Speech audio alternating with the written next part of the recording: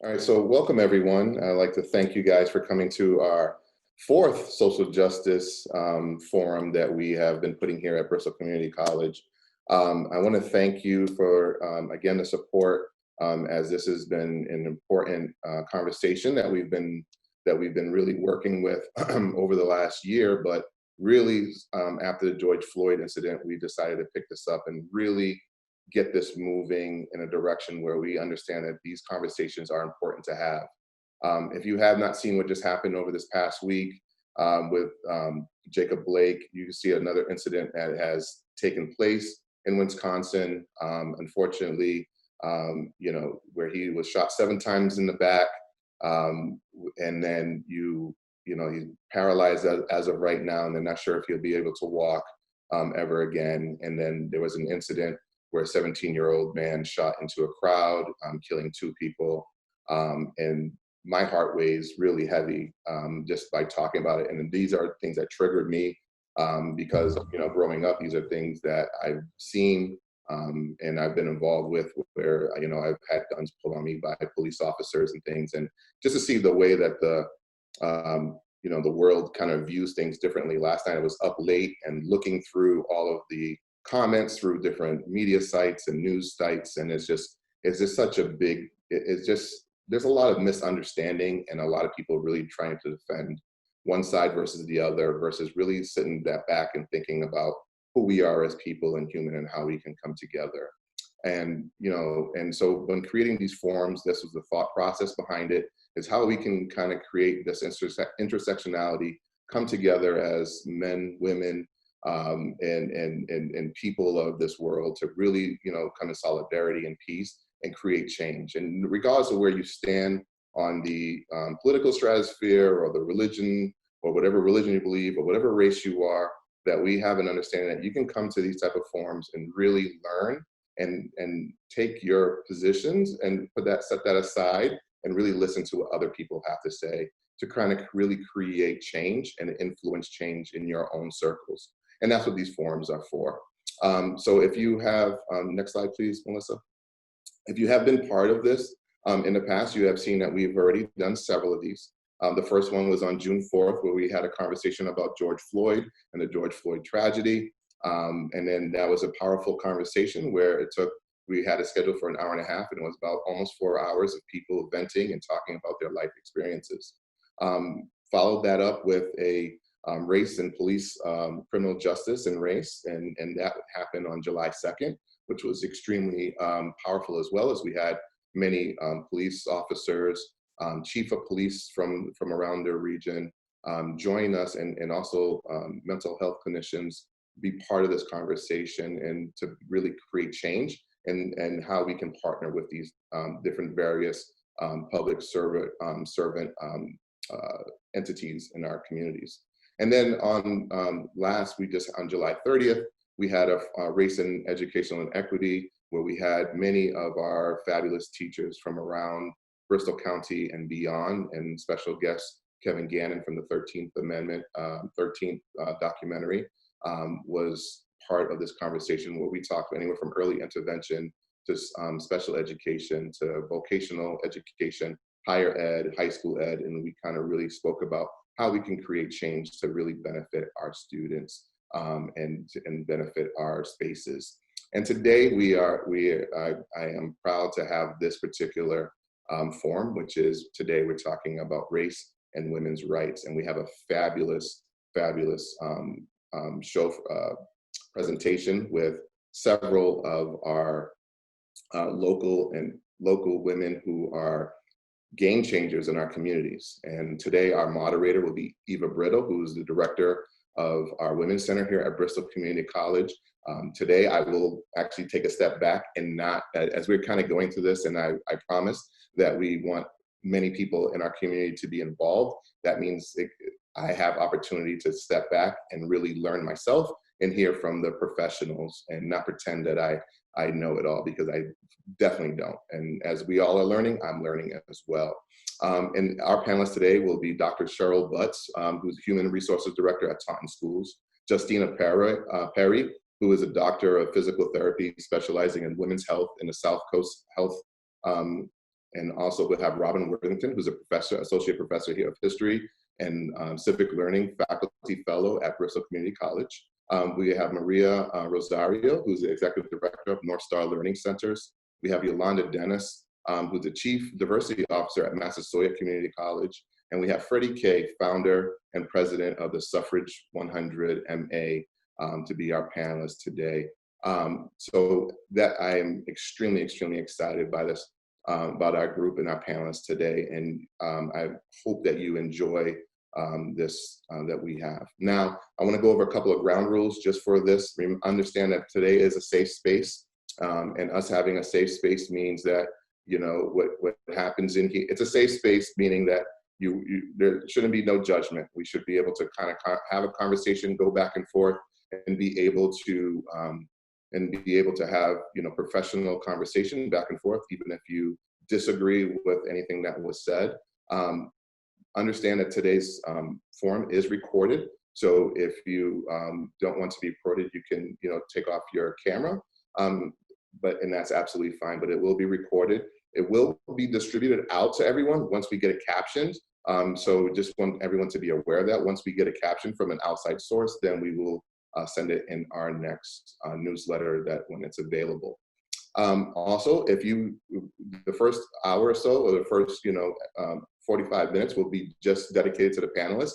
So really no questions will be allowed to be asked at that time. If you do have a question or comment and you want to utilize the chat box, please put a comment or question and we will call on you in order. If you do not feel comfortable speaking, you can actually write your question in, and myself or Melissa or Eva will read out the question for you.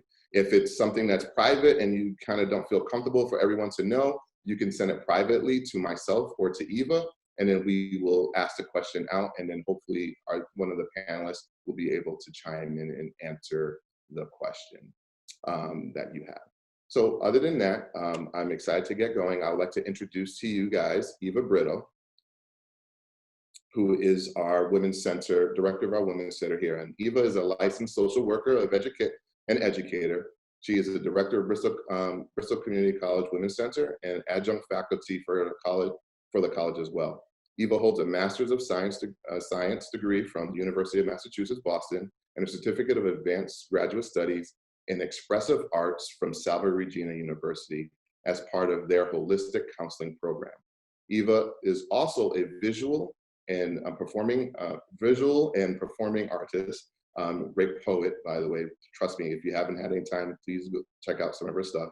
She's the author of the poetry book Essence, Tones, Whispers, and Shouts. She has performed her poetry at various locations throughout the nation.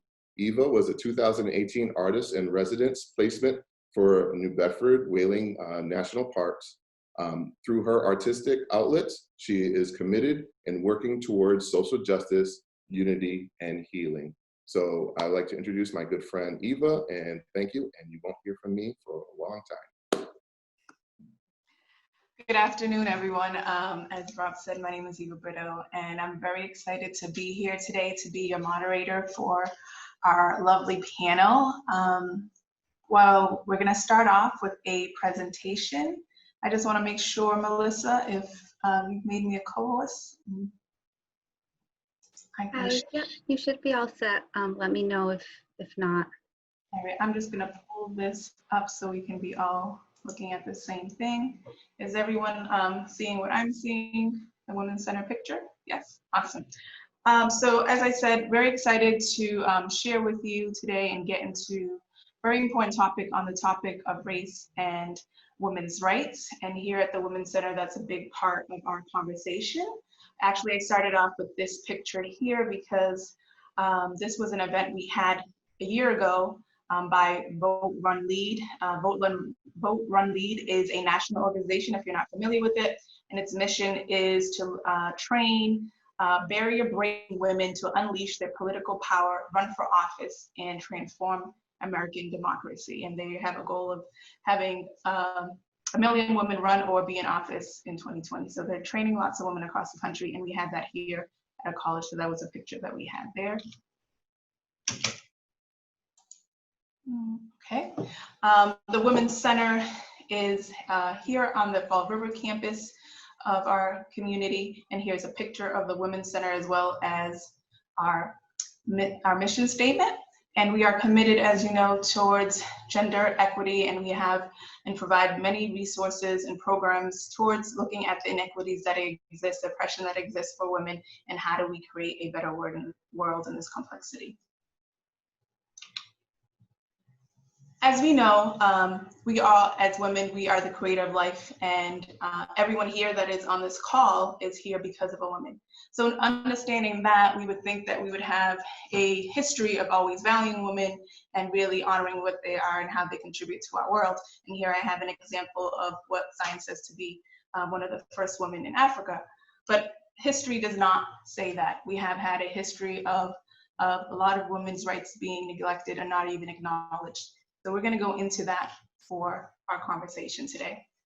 I decided to frame this conversation in the lens of feminism as a way to talk about it, because it's such a great conversation, but it's also very large. And how do you make something so large bite-sizable?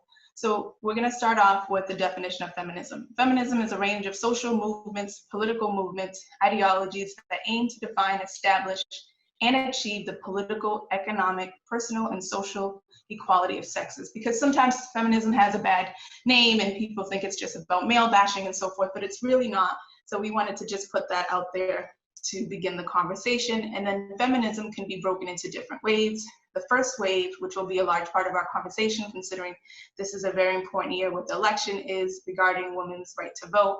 And then you have the second and third wave, the second wave being more towards the 60s and 70s, referring to the women's liberation movement for equal rights and social rights. And then the third wave, looks at the second waves and how it can be a continuation and what things need to be added or transformed in the continuation for women's rights.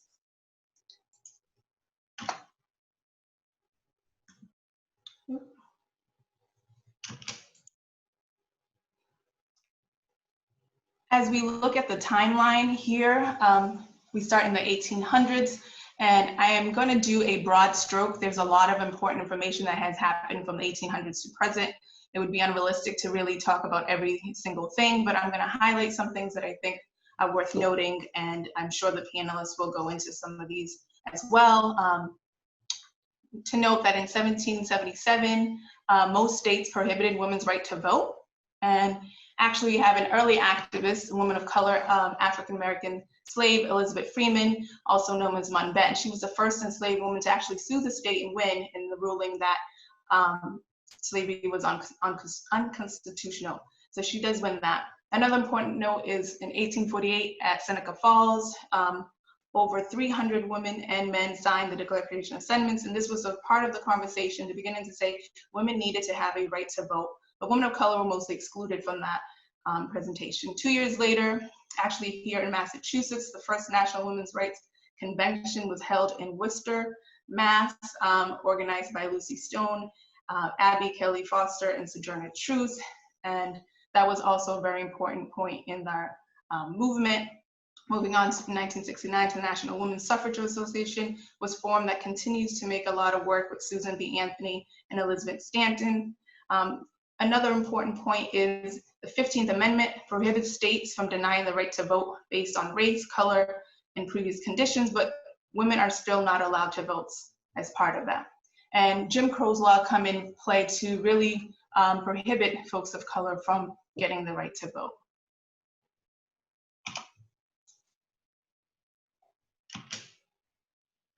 It's important to note many of the Black feminists that were essential as part of the women's suffrage movement. So often they get neglected, and some of those names are there. In 1896, Mary Churchill and Terrell, Ida B. Wells, Frances Harper, and Harriet Tubman found the National Association of Colored Women's Club. And really, they were pioneers of looking at intersectionality and race and gender. They really talked about the sexism that exists in the abolitionist movement, as well as the racism that existed within the feminist movement. And most folks know Sojourner Truth for her famous speech and memoir of Ain't I a Woman. Also, Frances Ellen Walken Harper was a great pioneer for it, and she spoke at the National Women's Rights Convention in New York in her speech. Ida B. Wells, another big component journalist, and spoke a lot about lynching, and really in the march, she was excluded in the march in DC. I'm referring to Allison Paul's National March.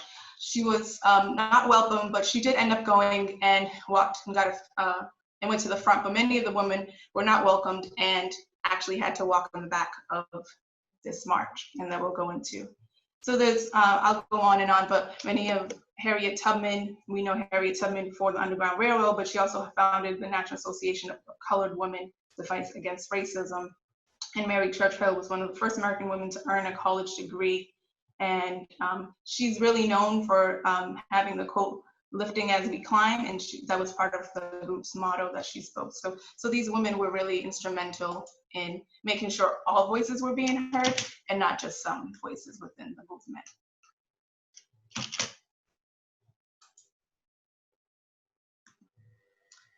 Now we move on to the early 1900s, 1920, which many people on this call and our organizations are excited about, is the 19th Amendment is ratified, allowing the right to vote in federal elections. However, in practice, the laws restrict the voting rights of men of color also to apply to women. So women of color really didn't have a celebration. I mentioned before, in 1923, Alice Paul and the National Women's Party first proposed the Equal Rights Amendment, also known as the ERA, which has been continued to be pushed to fight for the elimination of the discrimination of rights based on sex. And it was recently ratified, but still not adopted into Congress. So even today, from 1923 to present, we're still fighting for that legislation to pass. 1924, the suffrage is granted and rights are granted to Indian or indigenous women, I should say, but not until 1962 that all indigenous states adopted to include the indigenous individuals, I should say. In 1952, the McLaren-Walter Act now allows Asian American women the right to become citizens and also to vote. And we have the Equal Pay Act that was also important, and the rights, 1964, the Civil Rights Acts to pass, including against employment discrimination. So we have a lot of important acts that go around this timeline.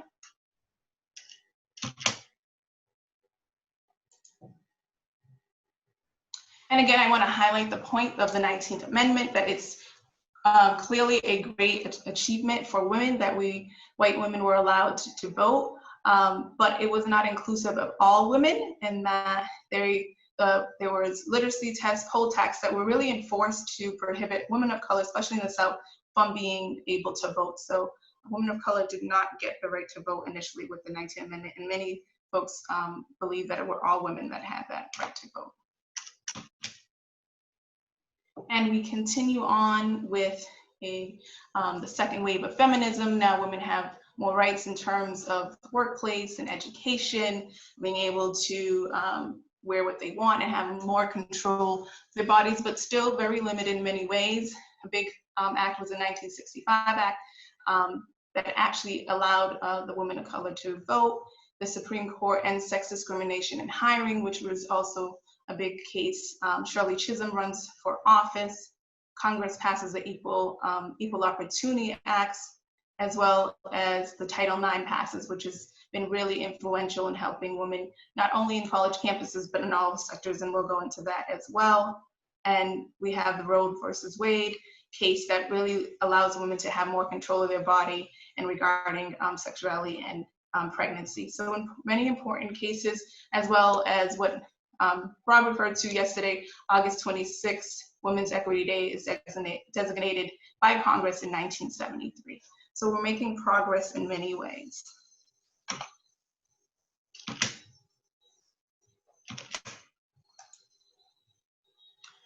I want to highlight the 1965 Act. Like I said, this was a landmark case that really helped to support that all folks were able to vote, especially folks of color. And it really paid attention to all the discrimination that was happening and all the tactics and voter suppression that was happening whether it be literacy tests, poll tax, violence, and to really make it more equitable for the vote. And that in 2006 was extended for the 4th time. And I won't go over each, but you can see here there was other important acts that were important to the progress of women. The Lilly Ledbetter Fair, that act also helped with pay discrimination. That was an important piece. The Shelby versus Holder was another important act, not so much for the advancement, but it really essentially gutted the pre-clearance requirements and opened the doors for restricting and voting. And that's what we see in a lot of states, that states are coming up with different tactics so that not everyone has equity in terms of voting. And then we have here towards the end, we're looking at same-sex marriages when we think of the LGBTQ community plus happening in 2005, and also in 2020 with the vote looking at trans women as well. And we're going to speak a little bit of that, but I want to note that the next actually social justice forum is going to be on that community, so that will be a whole forum dedicated to that. So many important legislation and laws that impact women in this as well. Again, I want to highlight the Black feminist movement because the second wave and third wave of feminism, a lot of women of color did not feel like they had a place within that space, and it was really focused towards middle class white women, and women like Alice Walker really was instrumental in coming up with the womanism, which is a reaction, like I said, to the feminism that was created because the feminist movement really lacked the diversity and mainly was dominated by upper class women, white women, and it failed to address the plight of Black women and look at the individual issues that they faced. So this is really gave Black women a place that they could feel recognized and embraced with womanism, and that has, she mentioned that in Search of Our Mother's Garden was when she first mentioned that book.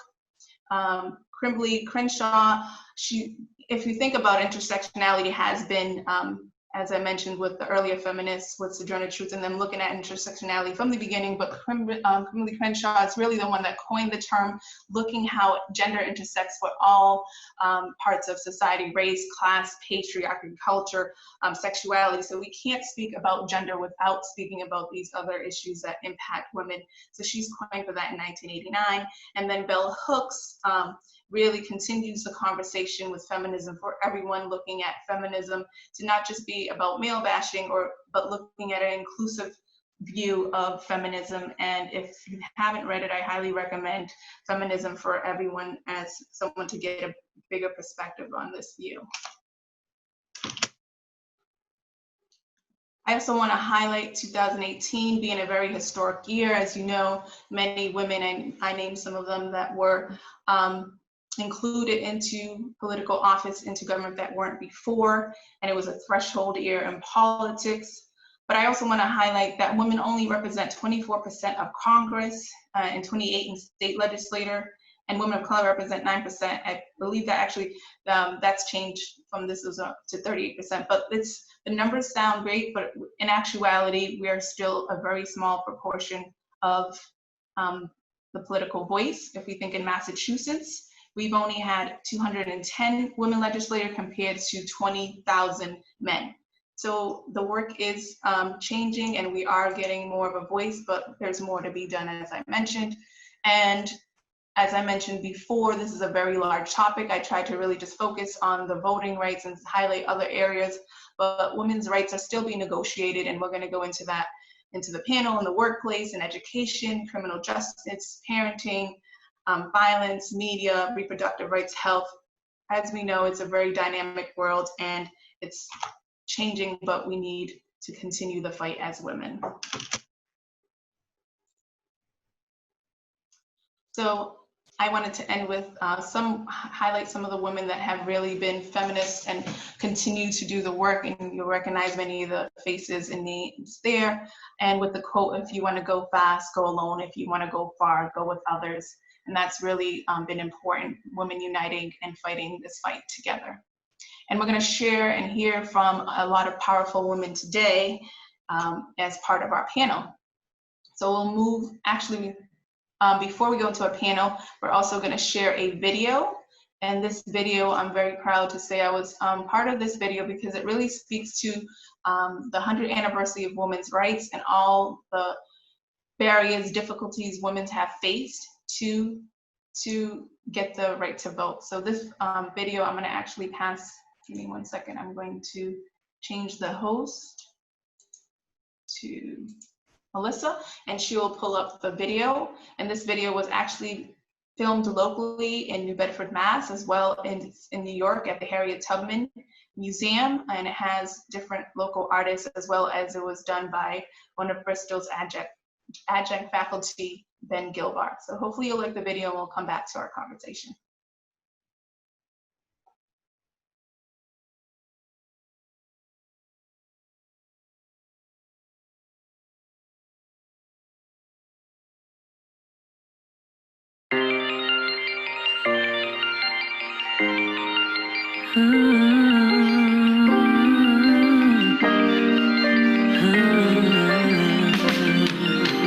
Taking back the power, cause we deserve it. A women's rights, a human right. We want an equal voice, equal pay, equal rights. Taking back the power, cause we deserve it. A women's rights, a human right. We want an equal voice, equal pay, equal rights. This one is for my daughter, born to be a leader, a visionary, powerful. The truth is what I feed her. You can know the difference very second that you meet her. Cause this new breed of woman ain't playing the backseater. No prima ballerina making half cause you Latina. 1 in 4 women homeless cause someone beat her. Respect that we deserve is the power that we earn. Hashtag me too, my body, my turn. We need reunification. Cause we treat the genders like 2 different nations. And we don't have time to be having no patience. Remember last time that we waited for changes. I like a woman that stand for what's right. I like a woman that stand for right. Still go to work just as often that day. Cause she only make half what the men make at night. We're taking back the power, cause we deserve it. A women's rights, a human right. We want an equal voice, equal pay, equal rights. Taking back the power, cause we deserve it. A women's rights, a human right. We want an equal voice, equal pay, equal rights. When we stand in allegiance, we will never be defeated. She is so powerful but mistreated. I've seen what society thinks she should be, but every single woman is unique.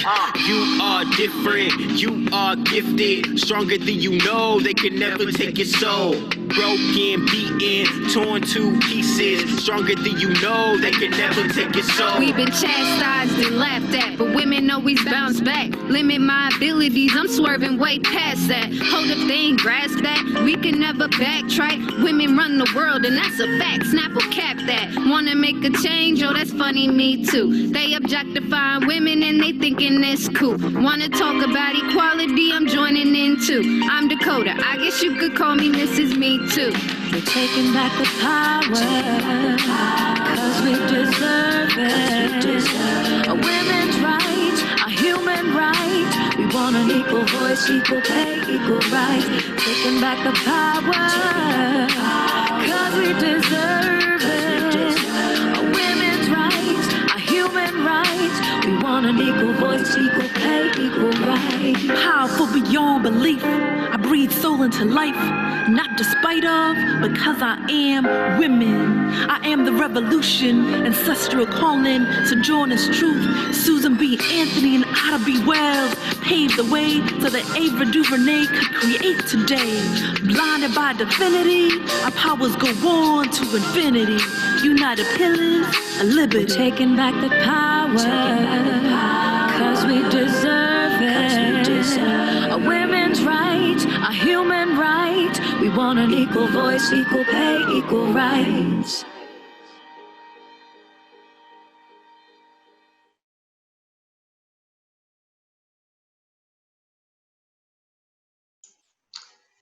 Well, hopefully you enjoyed the video to start off our panel portion of the conversation. As we've said more than once, we're very excited to have these powerful women as part of our panel today and to have an engaging conversation. And I'm going to start off by introducing our first panelist, which I'm very excited and to share. And she actually, Freddie K, put out an amazing video yesterday that is part of our resource packet that I also hope you check out. So Freddie K is the founder and president of Suffrage 100 MA, a nonprofit, nonpartisan coalition with nearly 200 suffrage MA partners coming together to commemorate the centennial of women obtaining the right to vote. Ms. K is an attorney and advocate of women's rights, and she was a member of the Equal Pay Coalition of Massachusetts, participating in its successful effort to legislate the Equal Pay Act signed in law in July 26. And you'll have more of her bio up there, but we want to get into the conversation with Freddie K. So everyone, welcome Freddie K. Freddie, can you hear me? You're on mute. Okay. There we go. Okay. I just wanted to make sure that you could hear me. So Freddie, so excited to have you as part of the panel. And this is an important topic for all of us as women and supporters here. But not most folks will start an organization dedicated towards women's rights, and you did that. So I'm curious to know what led you to start the Suffrage MA 100. Thank you so much, Eva. Nice to see you. And thank you so much for having me on this panel. I am honored. Back in 2010 was the 90th anniversary of women getting the vote. And I was asked, did I want to do anything for it? It was actually Martha Coakley was the Attorney General at the time.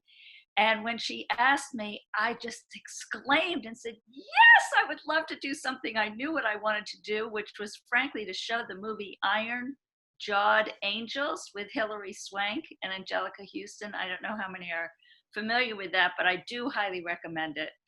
And it was one of those movies that I had seen a few years earlier for a bunch of reasons. It's an HBO movie, never shown on the big screen. And I had been a student of women's history, and I know there's a historian, Robin Worthington, here on the panel. So I'm an amateur historian, I think I could say at this point, because I've been doing this for 10 years. But even among my women's history work that I had done, for some reason, I had not learned the suffrage story. And when I started learning the suffrage story, I was just shocked and amazed. And I felt quite driven, honestly, to share that story and to feel like, why didn't we grow up as kids in school learning about what the women did to get the vote, how hard it was, how many decades, dare I say centuries. I think starting with Mum Bet, I think that's terrific that you talked about Elizabeth Freeman. The role of women through Abigail Adams making a claim in 1776 to her husband saying, hello, don't forget the women, you know, we're not going to be bound by any laws that we have no say in creating. Well, they were until 1920 with the 19th Amendment. And even then, as you point out, although the language in the 19th Amendment does not discriminate, it says there shall be no discrimination on the basis of sex. No doubt about it, there were other laws and other things that impeded women of color in particular from voting, especially in the South with Jim Crow laws, and also for Indigenous women and Asian women. So commemorating, and we say commemorating on purpose, because we realize that it's not a celebration in the sense that the 19th Amendment did not enable everybody to vote. It was supposed to, you could argue, but it didn't. And so we are commemorating the 19th Amendment and felt like this commemoration, this is an opportunity for people to learn this unbelievable story and history. Truly, I think, one of the first civil rights movements along with abolition. And as many of you know, the abolitionist movement was created, and it was women participating in the abolitionist movement who experienced discrimination based on gender that in the World Anti-Slavery Convention in London in 1840 where the women were told they had crossed an ocean to attend this convention. And Lucretia Mott, Elizabeth Cady Stanton, and others arrived. There was a vote for a day, and the men decided, well, thanks for coming, but guess what? You're not voting, you're sitting separately, and you're not participating. And that's when some women looked at each other and said, we need a women's rights convention because of the gender discrimination. So it's a fascinating history, and it's just shocking that from that realization of the need to organize in some sense, that it took what it took. I'm wearing my jail door pin for the women who went to jail and were force fed to get the vote. This deep-seated, as you point out, even in your wonderful video as well, about this history of discrimination against women to not be equal in any way, shape, or form. So it became a real opportunity to say, well, people need to learn this story and appreciate their vote. And since we have elections coming up, both September 1 and November 3rd, for people to appreciate what it took for us to get the vote and hopefully inspire people to vote. Yeah, on that note, it's funny that we're having similar conversations about getting out and voting and the challenges that people are facing. And you mentioned that with the 19th Amendment. Can you speak to some of the challenges, and you can or continue to speak to, that women face to get the vote? Because I think for a lot of folks, they don't realize how much women went through to get the vote. For the 19th Amendment, you're talking about that first piece, let's say? Yes. Yeah. Either one, yes.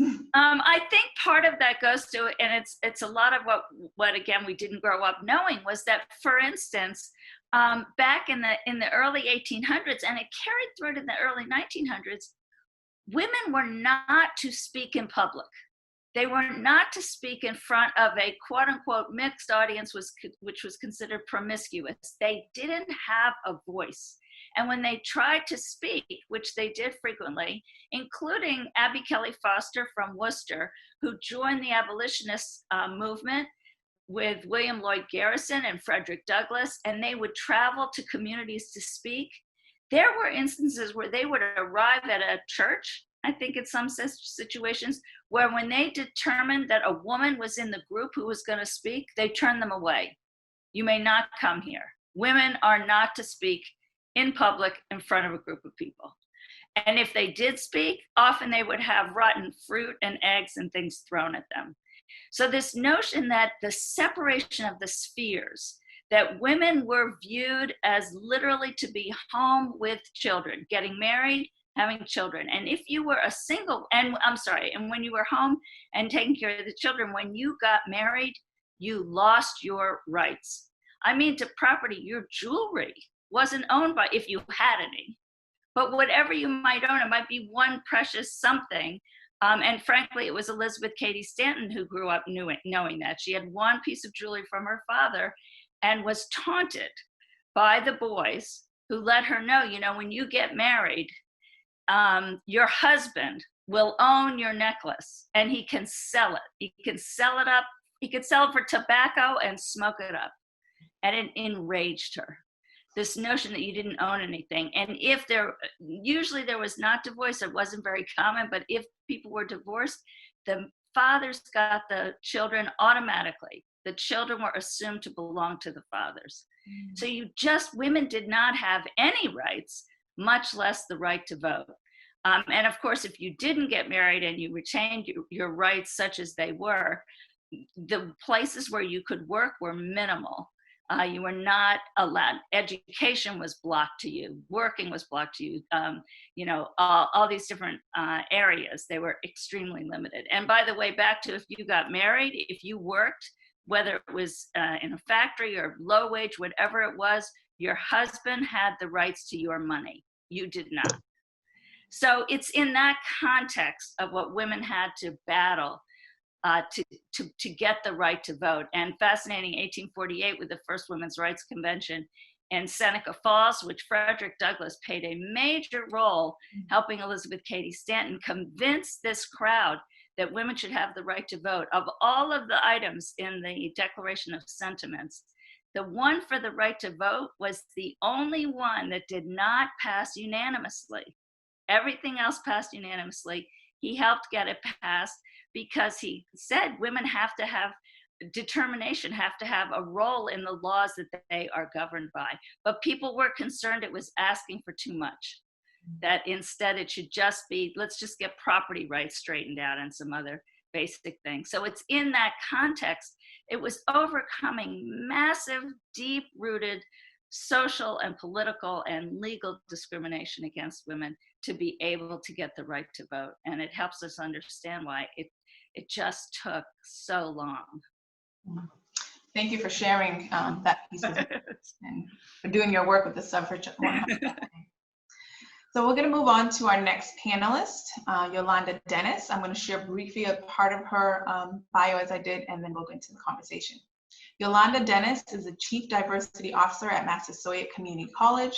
She also holds the position of Title IX Coordinator, Affirmative Action Officer, ADA Coordinator, ensuring compliance and conduct investigation that address remedy instances of prohibited conduct such as discrimination, sexual misconduct, and harassment. And her bio will be in the chat if you want to hear more of what she does. So the good news is we've moved a lot from before, that women can speak in public and have positions that they're advocating for equality, and Yolanda's in one of those roles. So welcome, Yolanda, to our conversation. Oh, thank you, Eva and Rob and the BCC community. I'm truly honored to be on this panel.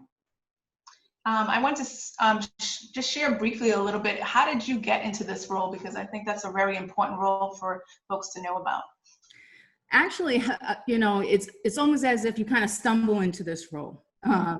And because Chief Diversity Officer is now an emerging field.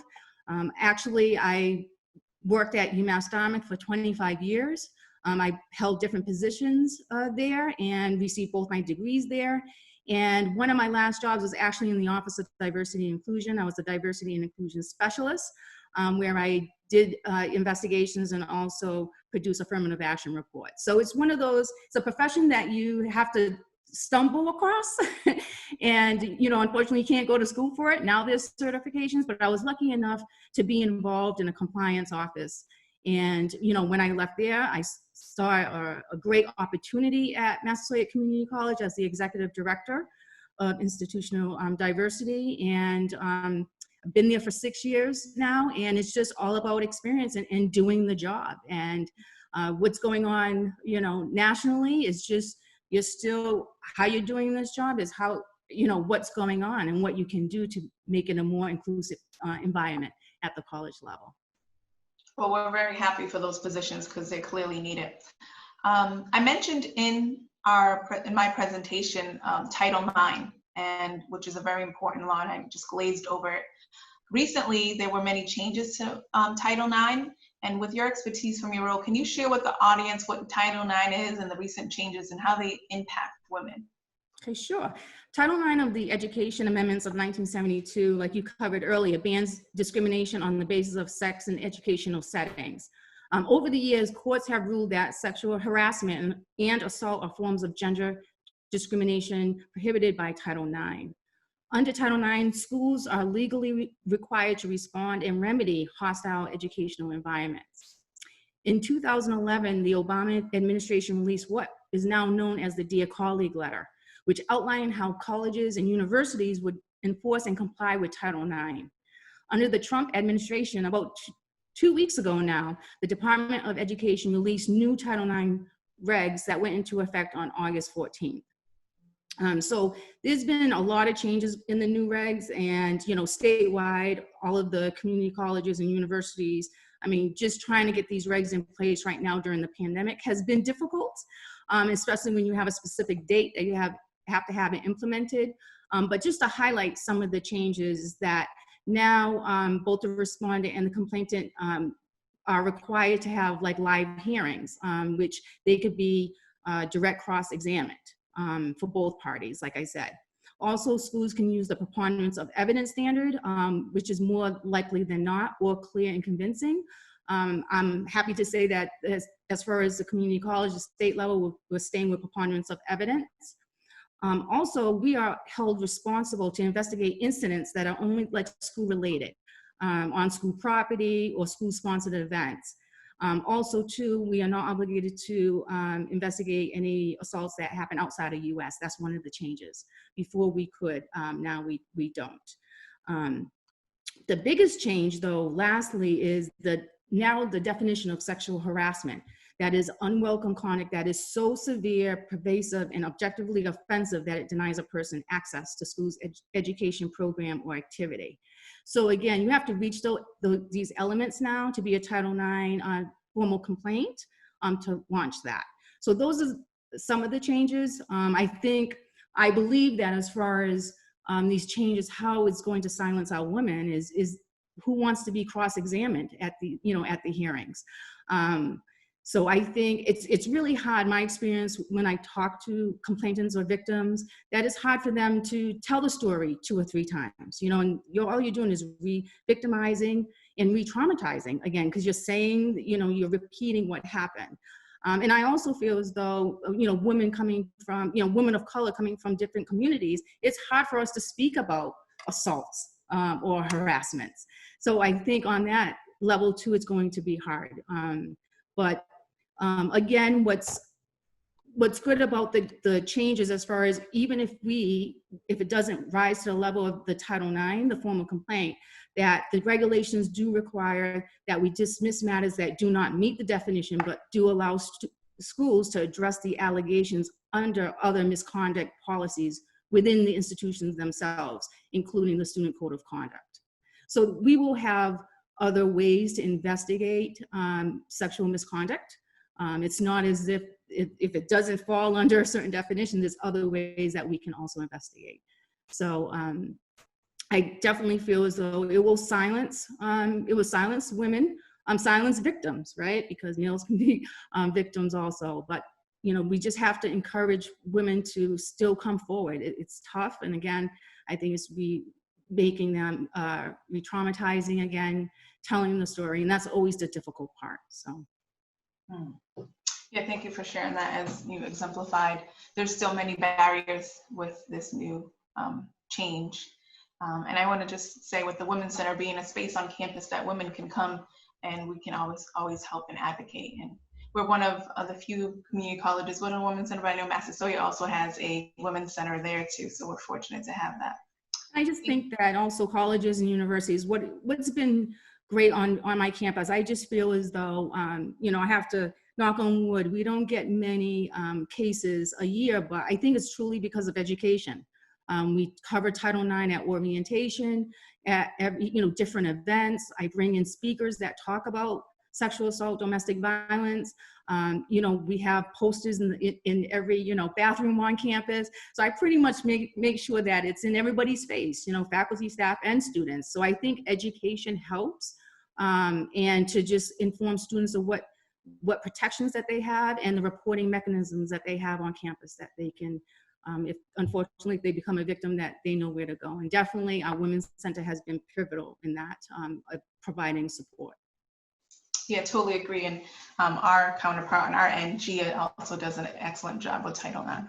So thank you, Yolanda. I was gonna say, hi, Gia. Next panelist is Robin Worthington, and she's actually a member of Bristol family. Robin Worthington is an associate professor of history and the civil learning faculty fellow at Bristol Community College. Robin teaches a variety of American history courses, including American Indian history and American women's history. She also works for the Office of Civic Engagement to promote the teaching of civic responsibility through service learning and to encourage students' engagement in the electoral process. So thank you, Robin, for being here today. I'm very much a fan of Robin and all the work she does here at the college, but I'd be interested to know, and I bet the folks here, how did you get interested in women's history and made that part of your career? Well, if I'm honest, my very first love was American Indian history, once I decided that I wanted to be a historian. And it was in studying American Indian history that I realized that many Native communities had very, very different gender relations than the mainstream European American gender roles that I was used to. And so that piqued my interest. And I thought, that's different. It doesn't just have to be one way. And so I began taking courses as an undergraduate and a graduate student in women's history. And some of the professors I took courses with were wonderful and very important scholars in the field. And they also became really great mentors. So mentors are so important in so many fields, and they really influenced my education. Thank you. So as you know, it's a very exciting time with elections, and with the possibility that Kamala Harris may become the first woman of color vice president in the US. What role have African American women played in women's rights to vote, in your perspective? Well, we really have to go back to, and you mentioned this earlier, Eva, in your beginning of your presentation. So before the Civil War, both white and Black women worked together for both women's rights and the abolition of slavery. Women's rights were kind of put on hold during the Civil War. Women agreed that that had to take a back seat. But after the Civil War was over, a pretty major dispute broke out over the 15th Amendment. And it caused a split in the women's movement. So in 1869, not only do we see the National Women's Suffrage Association, but also the American Women's Suffrage Association. They literally split into two organizations. And it had to do a lot with the 15th Amendment. So for example, the NWSA didn't support the 15th Amendment. They were outraged that women were left out in the language of the amendment. And so they were against it being passed as it was written. And this group also argued for a constitutional amendment right from the get-go. They didn't want the slow process of state by state. They wanted to go right for the constitutional amendment. The other group, the AWSA, they supported the 15th Amendment. And the reason they did was they thought they would be able to build a broader coalition if they brought race into the conversation, and they brought the fact that this gave men the right to vote, and it was a step forward, a step in the right direction. And they were right. It did create a broader coalition. In fact, most Black women who were involved, African American women that were involved with women's rights, they joined the AWSA. The AWSA also went the route of wanting to advance voting rights state by state. So they didn't necessarily want to go for the brass ring, so to speak, and go right for the constitutional amendment. They were happy to take it one state at a time. After around the 1880s, 1890s, we see the women's movement becoming much more segregated. The National Women's Suffrage Association stopped inviting African American women to conventions. As you mentioned, when there were parades, Black women had to march separately or have parades of their own. And the reason for this is when you think about their goal, this constitutional amendment. So white suffragists are so concerned about this amendment that they don't want to alienate Southerners, neither Southern women nor Southern men. They knew they needed or felt as though they needed that Southern support in order to have this amendment passed. And so they made these changes for that reason. So I think it's important for us to remember that the fight over the 19th Amendment was not just about sex, it was also about race. It had a very important racial component to it. So because they were being excluded from these organizations, African American women began to create their own groups. And as you mentioned before, Eva, in 1896, the National Association of Colored Women was formed. And this was a really large federation of local Black women's clubs, which I'll talk a little bit about in a minute. Mary Terrell was their first president, and they had a broader agenda. So Black women, African American women, were aware that it was not just the vote that they needed to concentrate on. They realized that they faced this double burden, right? The burden of racism and sexism, and that it was both sex and race that affected both their rights and their opportunities. And so with this new organization, the NACW, they fought against Jim Crow laws, against poll taxes and literacy tests. They fought against the violence and intimidation of Black men that kept them from voting. They also fought for equal education for both, for African Americans, men and women, boys and girls. They held rallies, they marched, they petitioned, interestingly, like some white suffragettes did, they went to the polls in states where they knew they were not allowed to vote and tried to vote to try to press the issue a little bit. And of course, they were turned away, but it was a way to sort of call attention to the fact that they couldn't vote. I also want to mention that especially for African American women, local suffrage clubs were really, really important. And so, for example, in 1913 in Chicago was formed the Alpha Suffrage Club. And Ida B. Wells Barnett was the first woman president of that club. And like their white counterparts, they held meetings and they had speakers, but they did something different because they were local. They did canvassing. They canvassed for candidates who were, they thought would be sympathetic to their causes and advance their call for rights. And actually in 1915, they were pretty they had a successful turn of events when they canvassed in the Second Ward of Chicago, and they were very influential in electing the very first African-American alderman in Chicago. And just to sort of put a point on some of the sort of the determination of these women, I just want to go back to your story for a minute, Eva, about Ida B. Wells and that 1913 National Parade in Washington, D.C. This was just after Woodrow Wilson had been elected.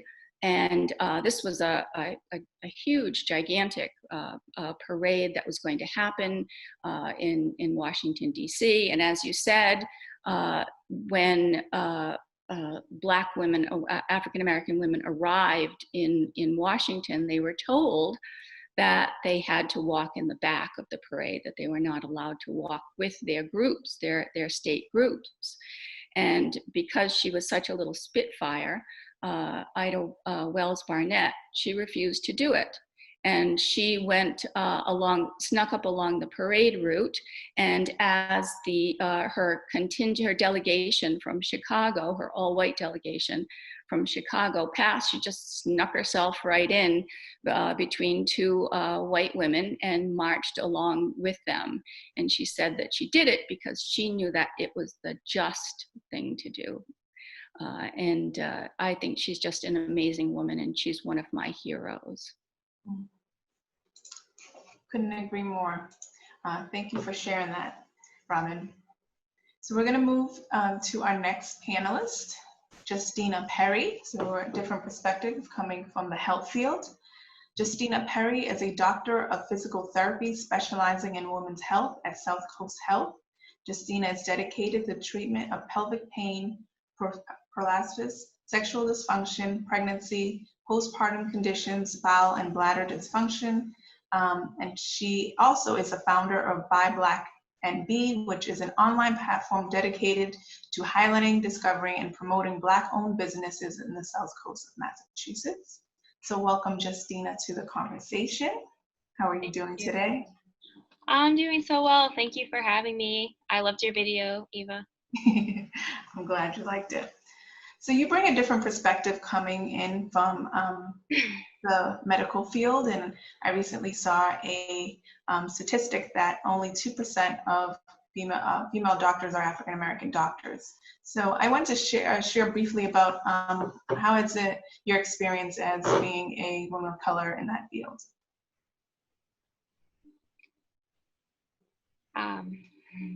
So my as a physical therapist, I do work with an underserved population. There are not many pelvic health physical therapists in South Coast, actually just myself and my mentor.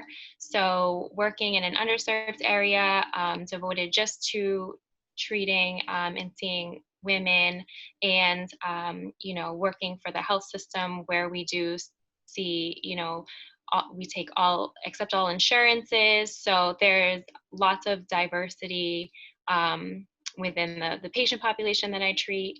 But I enjoy very much what I do, and there's challenge, and I am continuing to learn. So I'm really grateful for my physical therapist position. And in speaking of that, as being marginalized communities, so often women of color have the stereotype of being the strong Black women. How do you see that impact on women of color or Black women? Well, so for many years in the mainstream media, Black women are seen as not asking for help because we are the help. And at one point, this was forced upon us, right? The position of caregiver, and it continues to be the expectation. So the strong Black woman, or the Sojourner Truth syndrome, or the superwoman stereotype, what that woman is she is selfless, she's independent, she puts her family first, she suppresses her emotions, and she is able to succeed with very limited resources. So this is very devastating for our health, and there are definitely health implications for this, for being expected to be all things to all people and putting ourselves on the back burner. There are disproportionate amounts of health conditions that can result, that the research has shown in Black women who have difficulty coping with stress. And these conditions include obesity, diabetes, lupus, undiagnosed psychological conditions, as well as adverse birth outcomes. So there's a higher rate of miscarriage in Black women, stillborn babies, infant loss. So in general, there is a lack of care and concern for Black women. And even myths that continue to be perpetuated, that Black women can endure more and that we have a higher pain tolerance.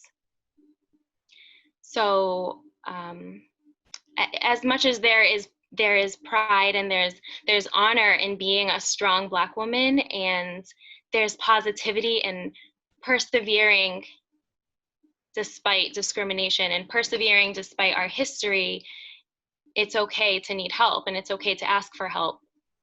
And for non-Black women who supports health equity in Black women,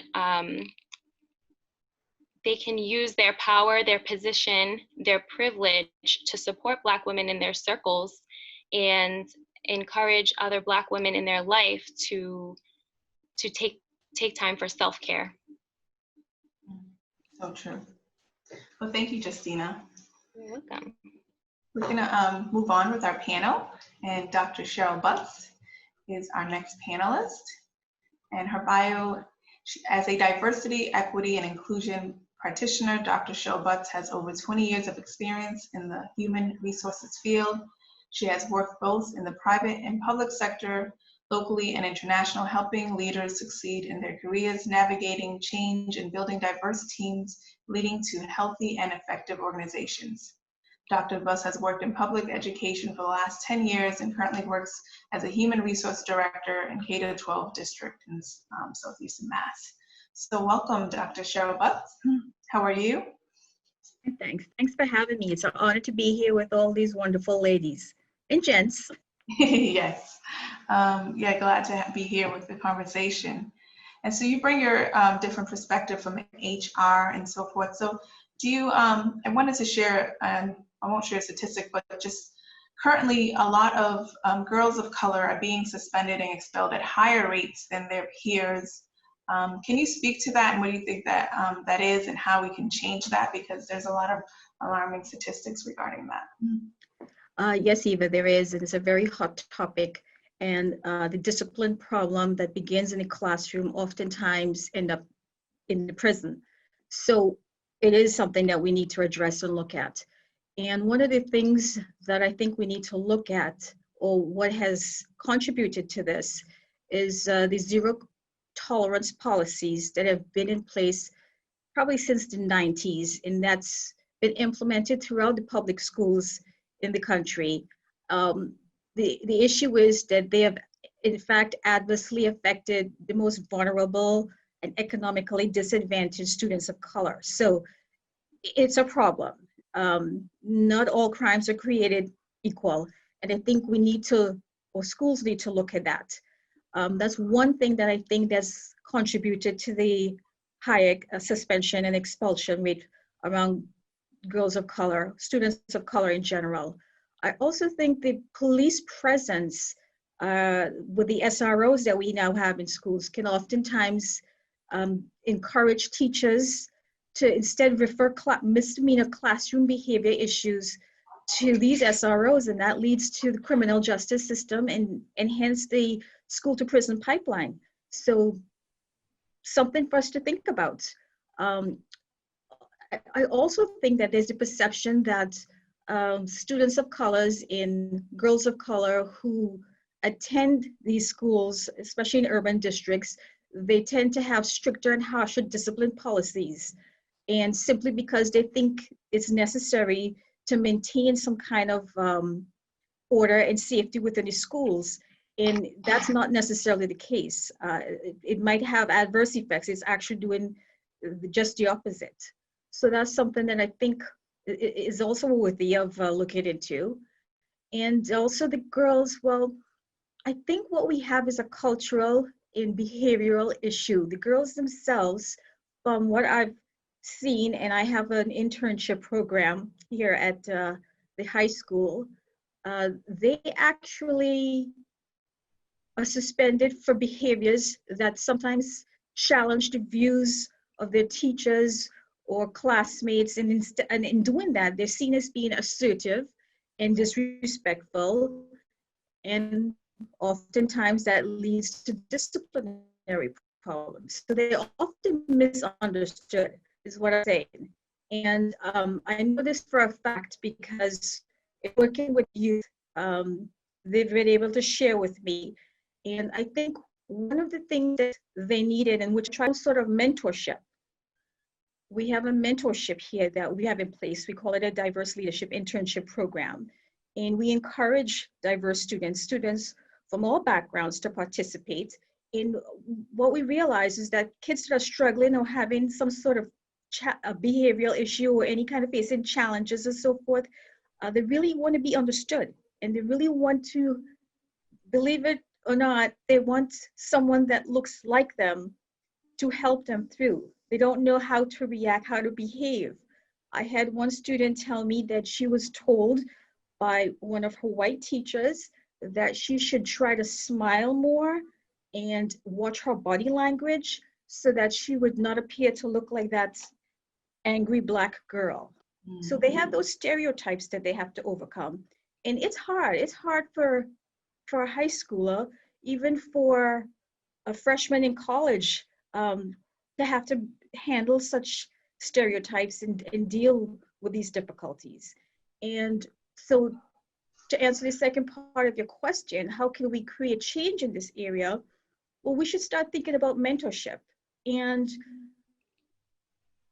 the classroom management. I think also, we want to discourage teachers from sending kids for routine misbehavior offenses to the SROs and trying to get them arrested and put into the juvenile system. The other thing, because I think it's a cultural issue, is to provide some sort of cultural sensitivity training or cultural proficiency training for people that are going to be working with diverse student populations. Many times it's just awareness that we have to bring to them so that they could better understand the backgrounds of these children and these girls of color. And I also think that there's always room for improvement. So whatever we're doing and whatever we want to do, we know, let's try to make it so that our kids are, they feel safe and they feel understood in the classroom, and try to eliminate that. I mean, the statistics speak for themselves, and I don't have them in front of me, but it's a fact that students of color and girls of color are expelled and suspended at a disproportionate level. Yes. Well, thank you for sharing that. Changing lens a little bit, you've clearly are successful where you're at and have been able to navigate this. How do women, especially women of color, navigate race and gender in the workplace now for it to be an equitable experience? Well, that's a very good question, Eva, and one that I can answer both as from my own experiences as a professional woman of color and as an HR professional. So it's not easy being a woman of color in any field. And I will tell you that without proper mentorship, I've had to learn through trial and error. And I will share with you in my early years, when I didn't know any better, when I didn't have a mentor, that I initially tried to assimilate. So I, in essence, tried to act like my coworkers and to accept and embrace the dominant values in the workplace.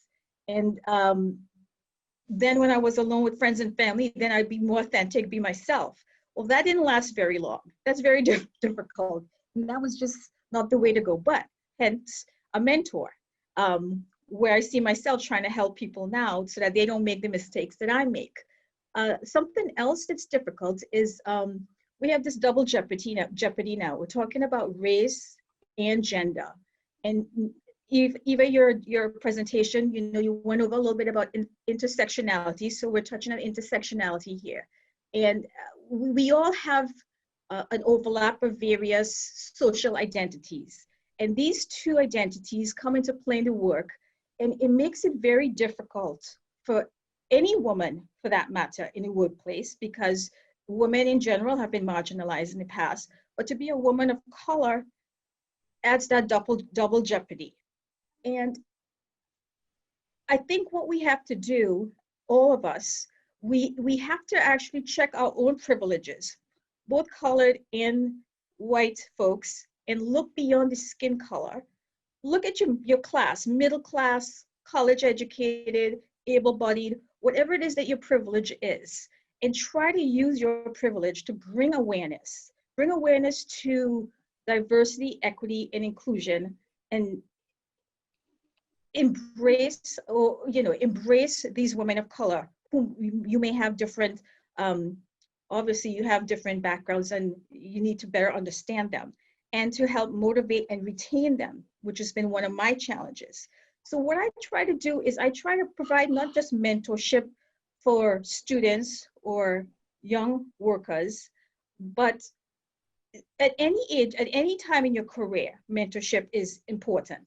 And mentorship both with someone that looks like you and someone that doesn't look like you. My mentors were actually not people of color, and I learned quite a bit from my mentors. So I think mentorship is very important for people, but especially for people of color in the workplace. And not only internal mentors, but internal and external mentors is important. And we have to, the one thing that I'm trying to stress here now is, because I'm going all over the place, is that we have an obligation, all of us together collectively, to listen and learn to women of color in the workplace and to better understand their views, their needs, their wants, and what motivates them. Because it's very frustrating and very exhausting to have to lay this responsibility of bringing awareness to co-workers by the marginalized groups. We don't want them to do all the education and educating of their peers. We want people to do their own research and find out ways that they can overcome the obstacles to help these women in the workplace. Did I answer your question, Eva? Yes, you did. Thank you. Here we are. Thank you for that. We're going to move on now to our next panelist. Last but certainly not least is Maria Angela Rosario, and she is Executive Director of North Star Learning Center, a state-certified minority nonprofit organization that serves New Bedford area children, youth, and families. Ms. Rosario has created innovative programs that support young people considered at risk for poor education and life outcomes in navigating social, emotional, academic, and other challenges to become healthy, educated, and responsible adults. So welcome, Maria, to the conversation. How are you? I am well, and I'm sorry if my camera keeps on coming on and off. It's having a moment today out of all the days. So thank you all for giving me the opportunity of being able to spend some time with you this afternoon. I really appreciate it, and thank you, Eva. I also love the video. Fabulous. Thank you. Oh, well, we can't see your beautiful face, but we can hear you so that we can still continue. Yes. You bring a different perspective, being Afro-Latina and Yes. doing a lot of tremendous work in the community. Can you share some of your lived experience as an Afro-Latina director of a nonprofit, and what's that been like? Absolutely. So as an Afro-Latina, I've learned how to navigate the system based on my life and work experience.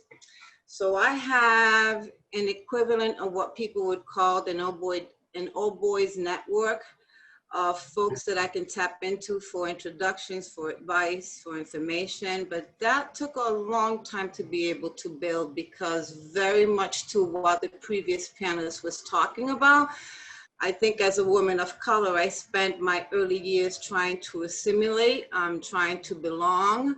And that wasn't necessarily the best thing for me. And I think part of it was because I think I always didn't feel heard or valued. I think as women of color, we are oftentimes underestimated. So we have to work harder, we have to push more, we have to do more, and on and on. You know that you have to work twice as hard, and so that becomes part of your DNA. For instance, my colleague and one of my program directors, who is also a white woman, is often looked at as the executive director when we walk into meetings. And why is that? You know, so it's those subtle biases that are prevalent and real in the lives of people of color. And that's the kind of stuff that we need to change. We need to be honest about.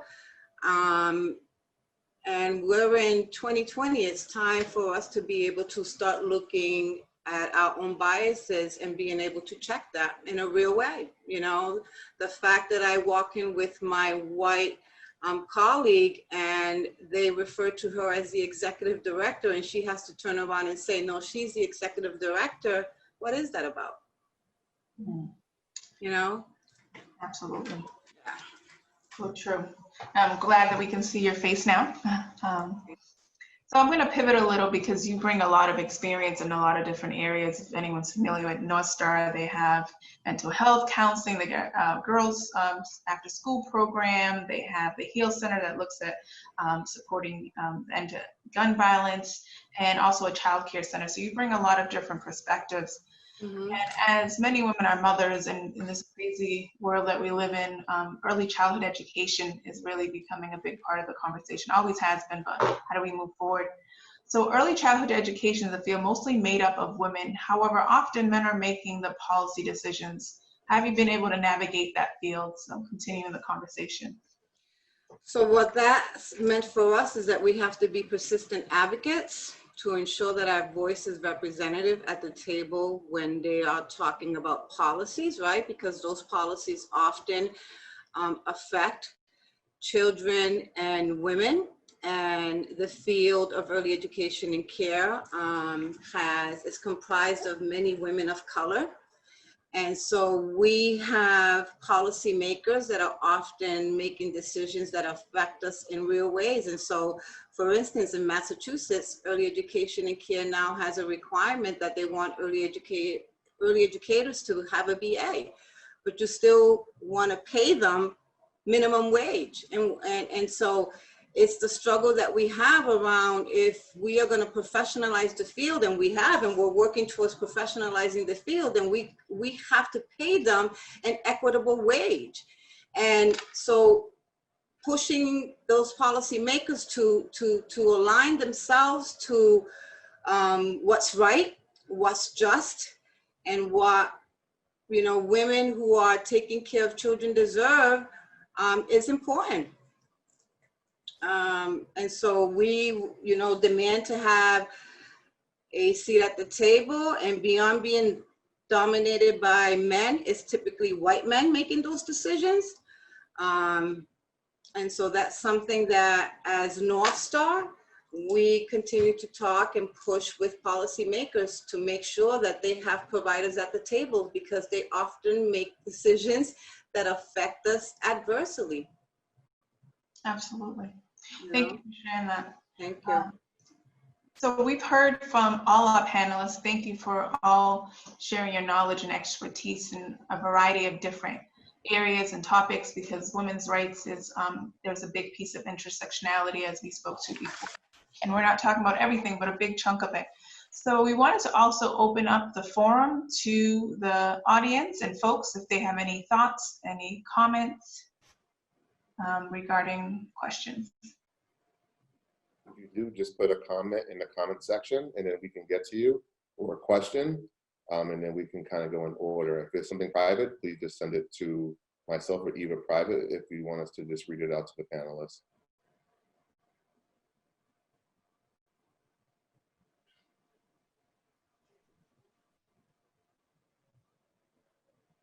Come on, I know we got some questions here.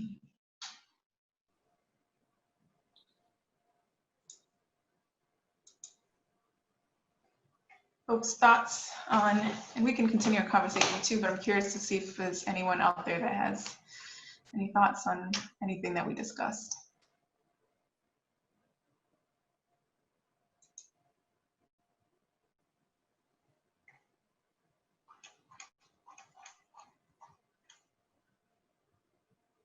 Shanna Howell has a question.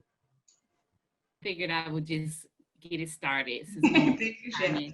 I just wondered from our panelists if they could get advice to our white counterparts, colleagues, on ways that they can support their peers, let's just say in the workplace, so that their peers of color, especially women of color, can feel supported, cannot feel overwhelmed, and so forth. What are some things, advice you would give to our white peers that are here today? Thank you, Shanna, for that question. don't know who wants to take that on. Oh, Justina? I would like to comment from the perspective of texturism, which when you have racism, you will find texturism, which is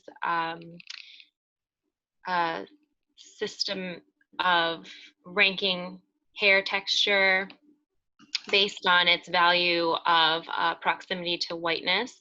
And currently in Massachusetts, it is legal to discriminate based on hair texture. There are more states that are signing the Crown Act so that that would be made illegal to discriminate against natural hair in the workplace. So I would encourage everybody to consider signing the Crown Act so that natural hair in the workplace can't be called out as being unprofessional, because what that is saying is that your natural hair makes me uncomfortable and that it's not white enough. So that's what I would encourage everybody to do to support Black women in the workplace. Thank you, Justina. I also see a question here from Jay. What advice would you give to a Bristol student who may want to engage or become involved on campus with things being remote this fall?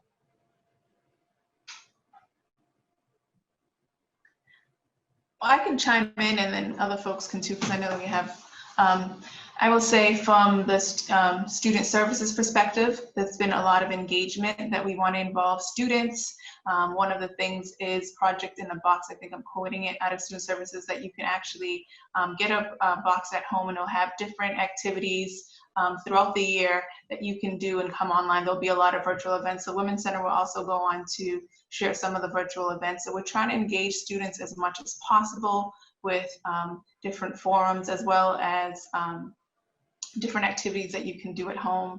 So please know that faculty, staff are here to try to engage you. So I'm going to put that plug in for just student services piece.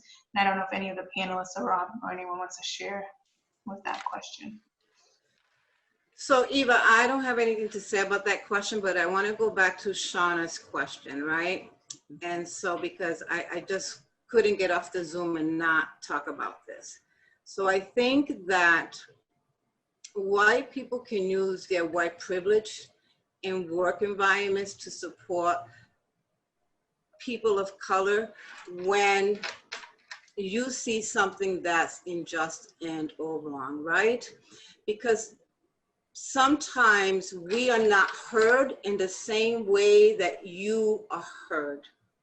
And so you have an ability to be able to sit down with that white person and have their ears and have them be much more receptive than we would in work environments sometimes. And it's important that when you see that you are able to become a source of support for that person of color, because that's how we start changing that.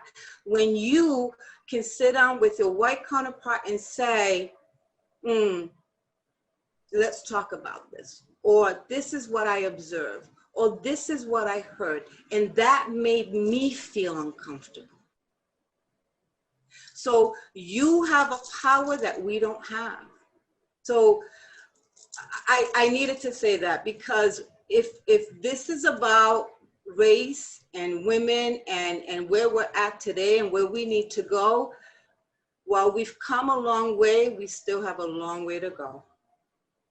And so anyways, I wanted to say I just wanted to piggyback from Maria's comments. I feel as though, you know, to me, you have to have the hard conversation. I'm all about that. You know, I have white friends that I talk to and we get into this, you know, conversation. And right now what's going on nationally, I mean, everybody's having the conversation. So it's an educational moment, because sometimes they don't know how we're feeling, because I think we just always went along and keep going on with the, you know, and not really expressing ourselves. This is our time to express ourselves. It's unfortunate, it's reactive, but this is our time to do that. You know, you have to strike while the iron is hot. Especially, you know, again, what Maria was saying is sometimes you got to ask, you know, ask them that question. What do you mean by that? Especially when somebody says, oh, I don't see color. Then you don't see me. You don't see me. You know, so I go into these different conversations all the time, and it's okay to have the conversation. You know, it takes a lot of time to explain it, but I think in the end, sometimes you just have to, once you explain it, nobody has ever explained it. Right? And sometimes what I have to do is say, you know, read White Fragility from Robin DiAngelo. Like, you know, sometimes you got to share resources. I know at Massasoit, we just compiled, and I did share the link with the librarian folks and post some anti-racist materials, you know, for our faculty and staff, how they can be more inclusive in the classroom, you know, because now in our classrooms, conversations are coming up and faculty are saying, what do I do as a white faculty? How do I talk about this, you know? So I just think that it's just important that when you do hear something, it's not time, you have to speak up. It's tough, but that's what we have to do. Because you gotta be comfortable with the uncomfortable conversation, because out of that is where the real growth is gonna come from. Right. You have to get away from the white fragility. The white fragility is where you're uncomfortable, and because you have all these emotions that come up, you wanna avoid the topic. And what I have to say to our ladies of color today is that you have to remember that there's diversity, equity, and inclusion. Right. And it's not enough to just diversify. It's not enough to create equity. You have to be included. And I read somewhere not so long ago that someone said diversity is being asked to dance. Mm-hmm. I've been asked to many dances throughout my life, but inclusion is you're being invited to the party was how you diversify, but being asked to dance. I want to be that girl, and I want you to be that girl to be asked to dance. We want to have a voice. We want to be included, and you have to insist on that. Mm-hmm. Don't just be one of the many. Make sure that you count, and don't settle for anything less. I love that analogy of being asked to dance. Thank you. We have some questions in the chat. One question, what are more ways we can support female students of color at Bristol? I'm gonna take a stab at that one. And I'm gonna share a little bit more of that question actually in the next action step. So maybe I'll hold off on that question because the Bristol Women's Color is doing a lot of different efforts to support women of color in that. So I will, I don't know if other panelists want to add, but I'll answer that question a little later. I have another question here. How do you engage organizations/agency staff who are mostly of color and believe they don't need diversity, cultural competency, and equity training because they believe they live it every day? However, they have not explored their own internalized racism, nor do they really understand how systematic racism really impacts them in the US. That's a question from Mickey.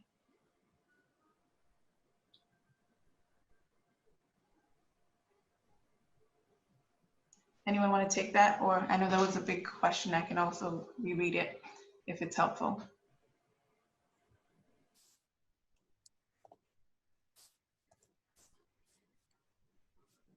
Cheryl, that seems to be kind of in your wheelhouse. I can read the question again. How do you engage organization and agency staff who are not mostly of color and believe they don't need diversity, cultural competency, and equity training because they believe they live it every day? However, they have not explored their own internalized racism, nor do they really understand how systematic racism impacts them in the US.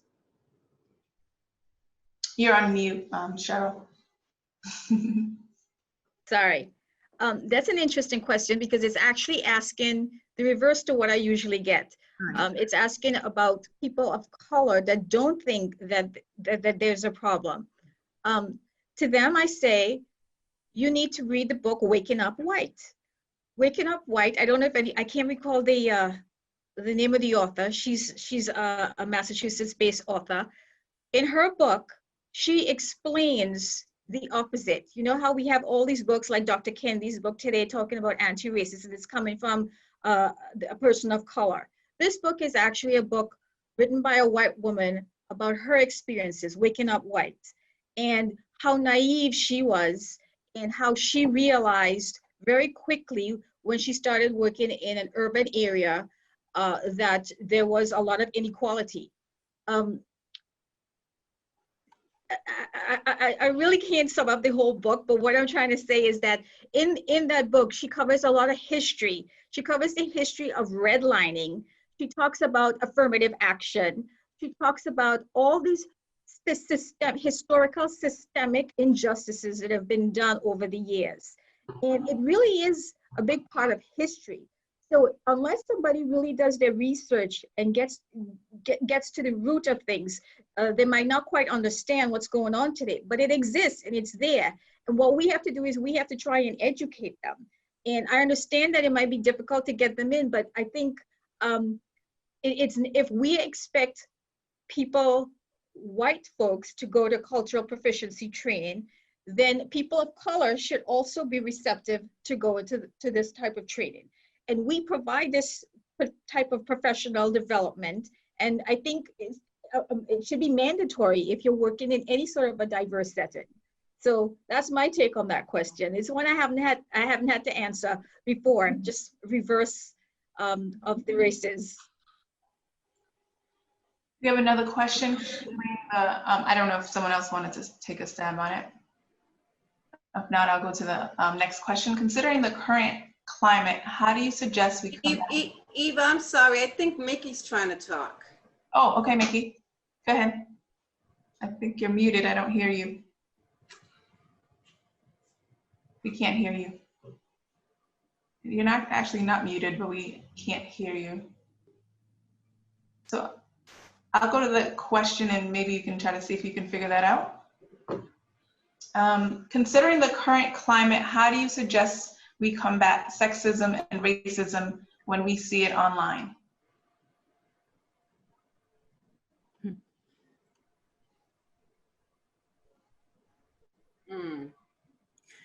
That's a tough one because sometimes I have to catch myself from answering comments that I see online because you just end up going back and forth. So that's a difficult question to answer unless you know the person, because if you do answer, you try to answer the best that you can, but also you don't know who's behind those keys. They could just be trying to stir something up. So it's a tough one. And if it's somebody I know, unfriend, goodbye, all gone.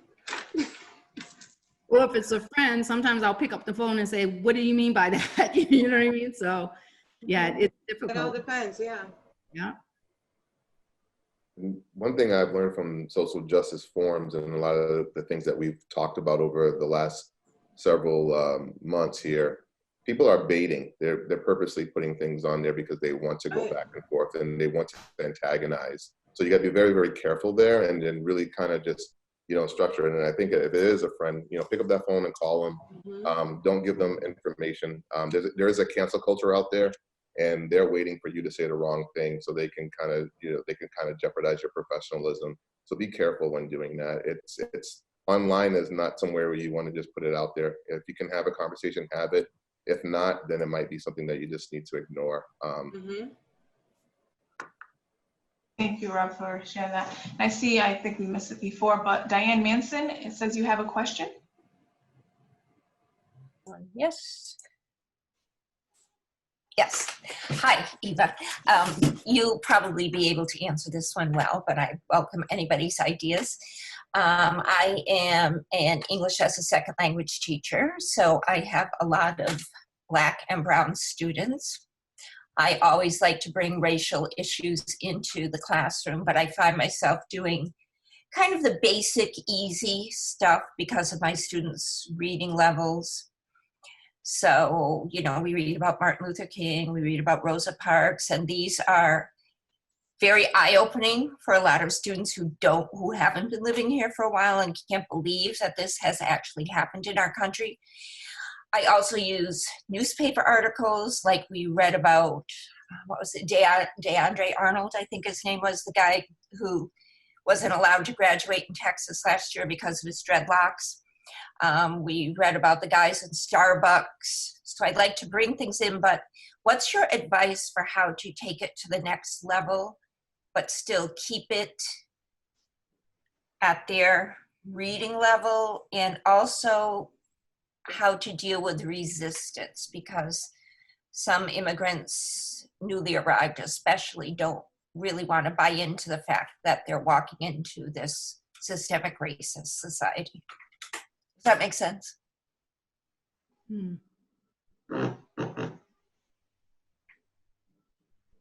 Does anyone panelists want to take a stab at the question?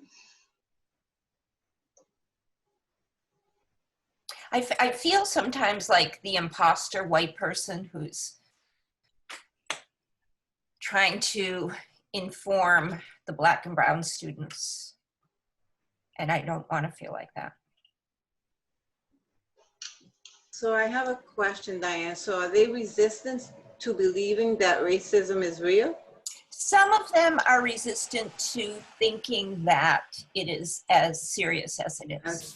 Okay, got it. People who have been here for a while, especially Latinas, Latinos, understand completely what I'm talking about. But some of the newly arrived immigrants are like, you know what, we just got here. We don't want to hear about all this negative stuff. So that's the minority, but I need to, you know, bring them in too. And then at the same time, I'm the white person telling them this, and that makes me feel uncomfortable. I was thinking, Diane, what might be helpful is maybe incorporate bringing a speaker to your class. Oh, okay. Or a person of color. Again, they want to see, make them more comfortable seeing somebody that looks like them talking about it.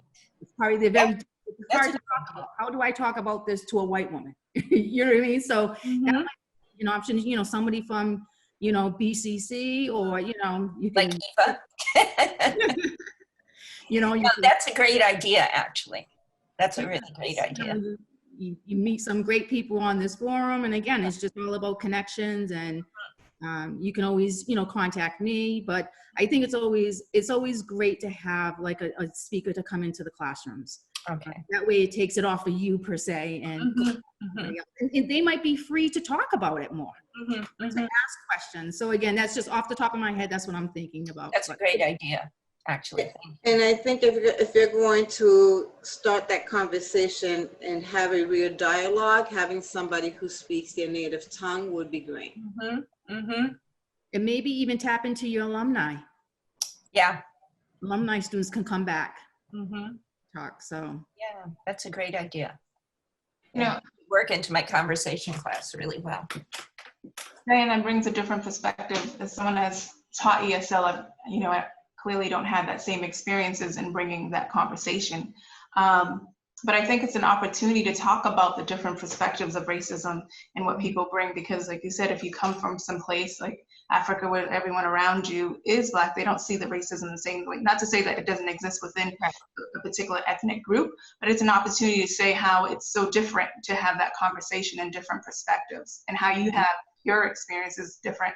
So I think it lends to that conversation, and I think it's a great idea to have speakers, but it talks to the complexity of race and of racism and sexism within the different conversations. Yeah, it's a challenge. Thanks.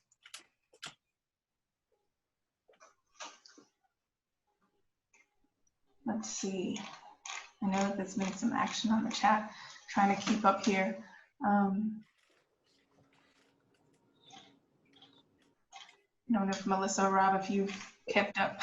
Yeah, most of them are really comments that are just, really not too many questions are there. I do have a question myself. And then some people have some recommendations of some books and talking, and then actually piggybacking off of some of the comments that people have asked. My question to the panelists is this: of the forums that I've been working with and partnering, this is by far the least attended for males. And as I, myself and Melissa, we're going back and forth and kind of, going, fascinating by the stats. And, you know, I think 130 people signed up for it. Some may just be wanting to get the recording later, but I think something only like 15% were male. How in this do we get the male population to be more involved in feminism and women's rights? And how do we get them to come out the woodwork? Because you could tell that, again, you got to be comfortable with that uncomfortable conversation, but it seems for our men that they're extremely uncomfortable to be in this presence right now and see this, what's happening. And for many reasons, we don't know why. It's just kind of coincidental that our numbers were so low.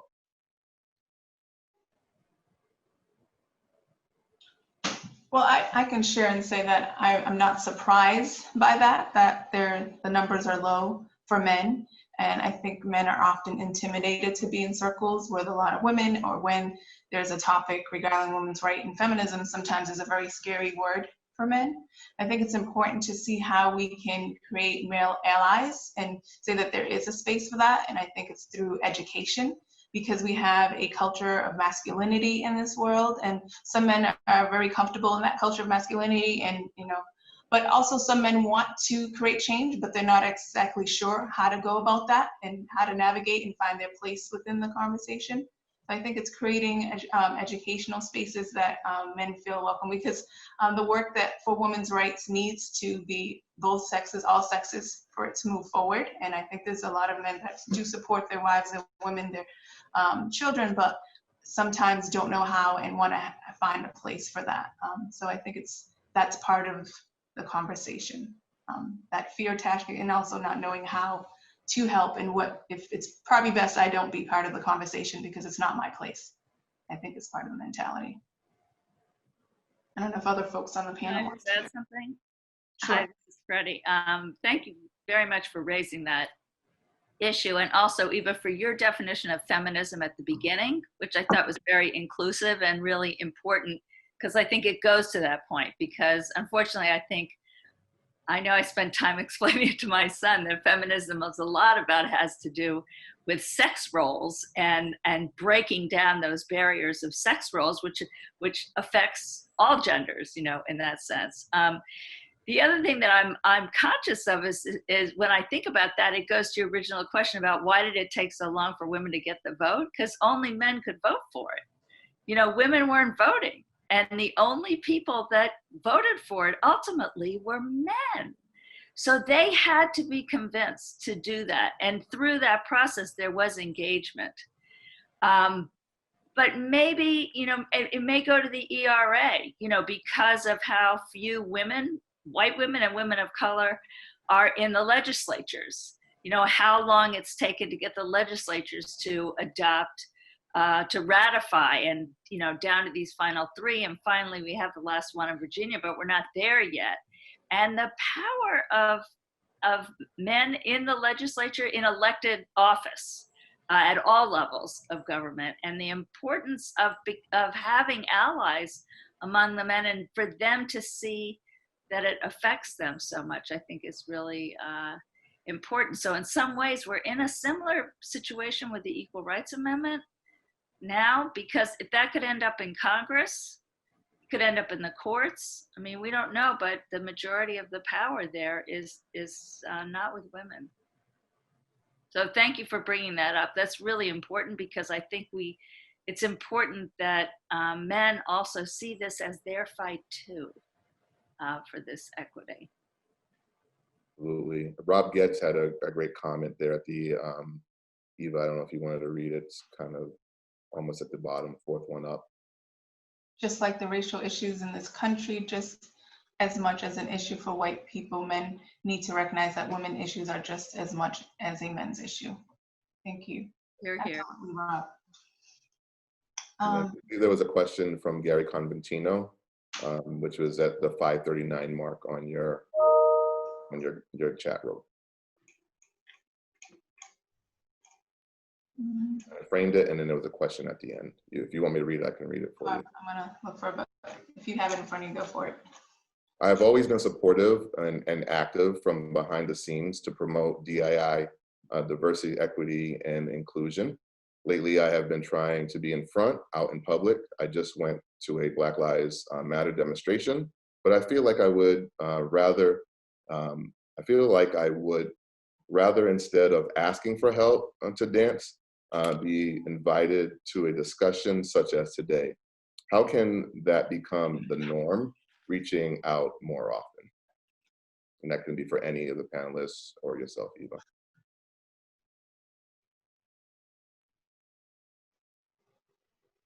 Can I just comment? I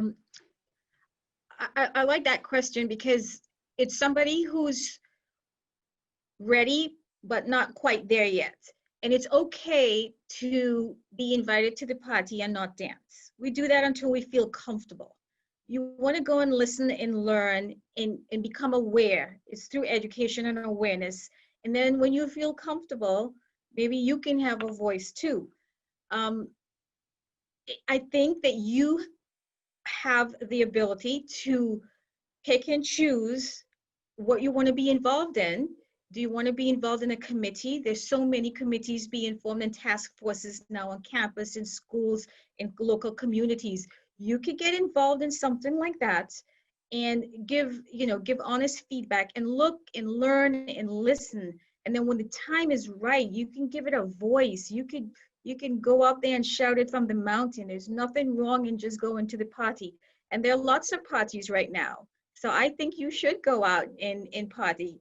And I thank you for wanting to take time to get involved and do something. Every little piece, every little thing counts. It starts out small and it starts out here. And I think your heart's in the right place. So thank you. You don't have to be clear about that direction. Just, come to the party and stand and just listen, soak it in. Because when the time is right, you will dance. And that's the hope. I would say that there's no shame in a man saying that they're a feminist. I think sometimes we narrow it to a space that's only for women. And I think the more we can hear that I'm a feminist, and I'm supporting my mother and my sisters, whoever in your family and in this world, I think we need to hear that, and that makes it a more inclusive space and more inclusive dialogue as well. I had 2 questions if you needed some that were right after Gary's. And one went with the point of, sorry, I think I just lost it, of what we were going with. Oh, and now I touched something. But I think it was from Knowledge Freeman, and he said how as a Black man can he support women of color. Sorry, I can't get exactly to the comment, but I kind of thought it went with what we were just talking about with Gary.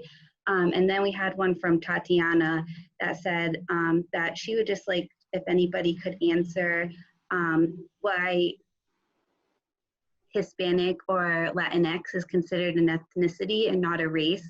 She's always identified as a Latina woman, and she's just really confused about the whole process of being labeled that. So if anybody had comments on either of those questions.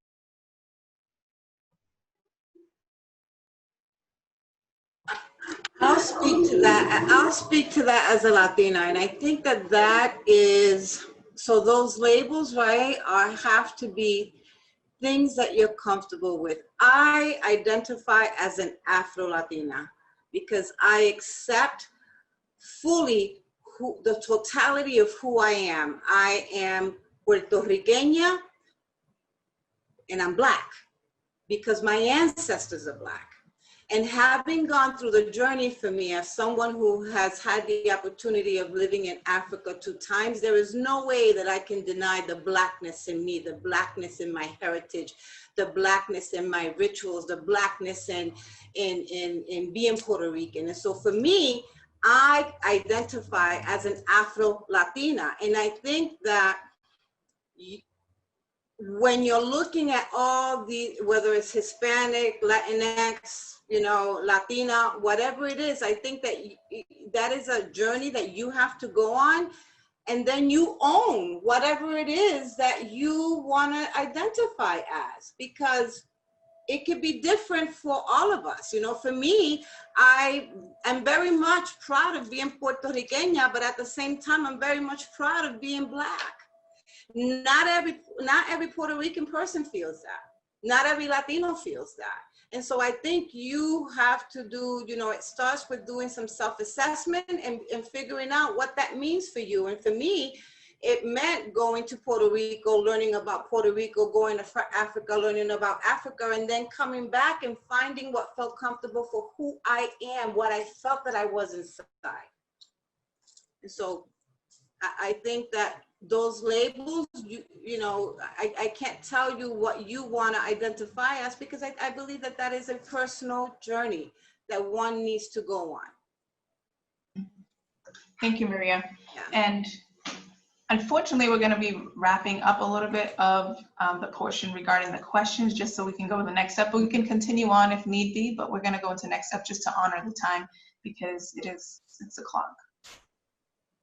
I want to thank again all the panelists for all the information. And then one of the questions that was asked is, how do we support our women of color students here at Bristol? So I didn't forget that question. I wanted to share some of the things we're doing. I think part of answering that question is having folks that look like you, that can relate to your experiences in different positions. So I definitely think that's part of how we can support women of color, and having spaces that they can have conversations. And the Women's Center wants to help and support that.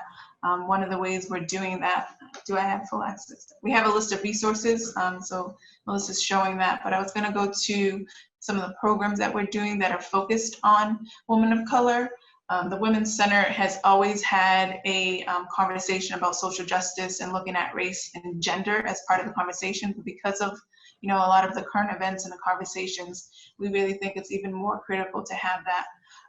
Recently, we were, along with the Multicultural Center, a grantee for the Parenting Advancement Pathways, and that program is going to be starting, and that's going to have a focus on women of color, especially women of color parents. They're going to provide supports within the college and outside of the college. It was based on a previous program that really worked to help our students, the life work. So that's going to be happening. And one of the components of that is mentoring, as someone else mentioned. Mentoring is a big piece of how we can support our women of color and have folks that can navigate the way for them. So that's one of the ways that we're doing that. It's a program that's mentioned there. Also, in collaboration with the YWCA, we are going to be doing a Women of Color Wednesdays program. And that program actually, I want to put a shout out for the YWCA for all the work they do to support women of color. But that program, one of the individuals that's actually going to be facilitating the call is on our call today, and that's Laurel Berryman. So Laura, I don't know if you want to share. She's newly hired as the Racial Justice and Gender Equity Program Coordinator, and just want to put a plug in for that program. That's a collaboration. I'm not sure if Laurel's still on the call. If not, we will go on. But as you can see, it has a lot of the different topics that are relevant to women of color, and I think it'll be a great experience for students. Now. She's now. Yep, she's here. Okay. Hi, Eva. Hi, everyone. Can you hear me? Am I on? Yes. Okay, yes. So hi, everyone. My name is Laurel Berryman. As Eva said, I'm the Racial Justice and Gender Equity Program Coordinator for the YW in Southeastern Mass. And so what we wanted to do in collaboration with the BCC Women's Center is come up with something that we can do specifically for students of color. Everything we talked about today is why we need this, right? Black women specifically are so forgotten. I mean, there's not been one movement we haven't taken the reins of, yet you don't know so many of our names. We hear about Elizabeth Cady Stanton, Susan B. Anthony, Lucy Stone. We don't know the Ida B. Wells, the Sojourner Truths, the Harriet Tubmans, and what they did and fought for. And so we came up with this program. So it's going to be happening on Wednesdays, just with different programs that all kind of are centered around the experiences of women of color, and the part in your history books that has never been there that should be there. So, you know, Black Feminism is September 23rd. It's going to start it off. And then one that we're super excited about is the Black Renaissance is Female. which is going to basically talk about like Beyonce, Meg Thee Stallion, Janelle Monáe, people like even Billie Holiday, who Black women from the beginning in art and culture, in Black culture, have been celebrating the Black female form, our sexuality, and have been normalizing it, and are saying, you know, we're done with this culture of hate and non-acceptance. And so we're going to be doing that, and I'm super excited. Everybody's welcome, and I hope you will join us. I just said, Laurel. Hi, this is Freddie. I just want to encourage you to check out our website, and I'm happy to talk with you, because part of our work that we've done has been to highlight many of the women of color who were involved in the suffrage movement, including the ones you mentioned, but also some from Boston, Josephine St. Pierre Ruffin, Mariah Baldwin, Sarah Raymond from Salem, all these incredible women. And so we have resources in case that might be helpful, and love to talk to you about that and share those in case they might be of interest. Mm-hmm.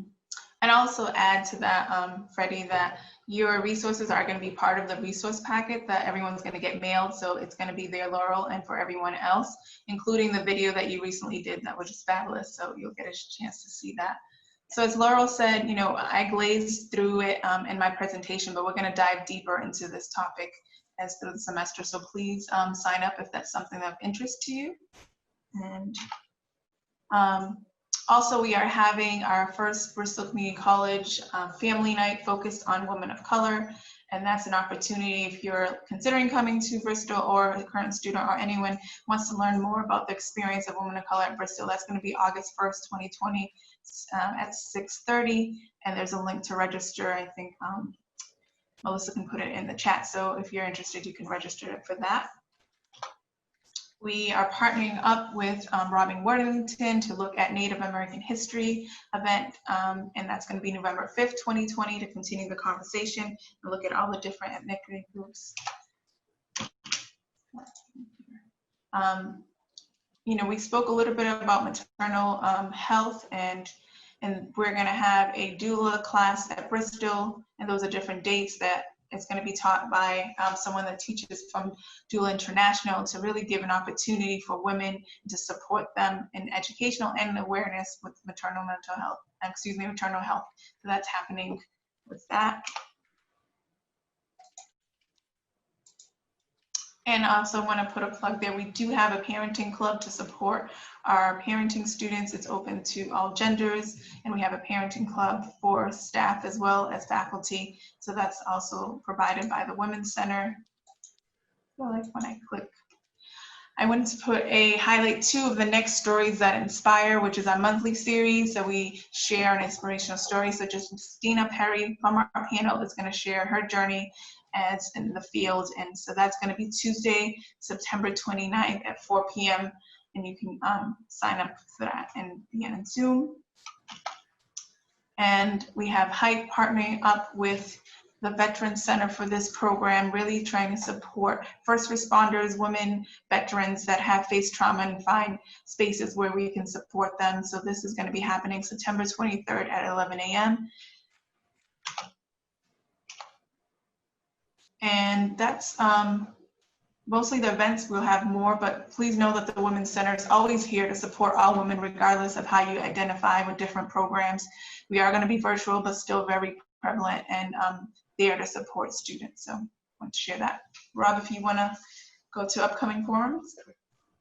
Yeah, absolutely. And again, so can everyone please give a round of applause for all of our panelists and Eva Britto for doing such a wonderful job today. I think it's just unbelievable to hear the different voices. One person clapping.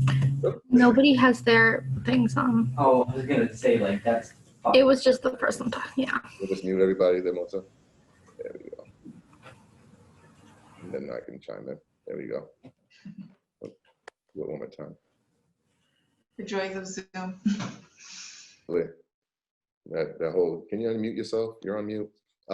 But again, it was excellent hearing the different perspectives. And just understand that this is the beginning conversation. There's so much that we can get into. As the forums move forward, we will end up being a little bit more intentional, and we'll really create create a pathway. Right now, the road is really broad, and we're going to get into these one-lane, pathways where we're going to really focus on specifics within each one. And I took a ton of notes today, which will kind of really help guide me to where we should be in our social justice forum as we continue these throughout the year and beyond. Melissa, I don't know if you can share. One of you guys. Sorry, you can't see my screen right now. Is that what you're saying? I do not personally. Maybe everybody else might. Oh, maybe it's me on my side, maybe? Yeah, it's me. So, sorry, that was on I apologize. Again, on social justice forums, as you see, we just completed the 3 during the summer right here with the police, criminal justice, the race and educational inequity, race and women's rights, which is today. Our next one is on September 24th, which is race and LGBTQIA+ rights, which is we're gonna talk about the intersectionality, we're gonna talk about gender.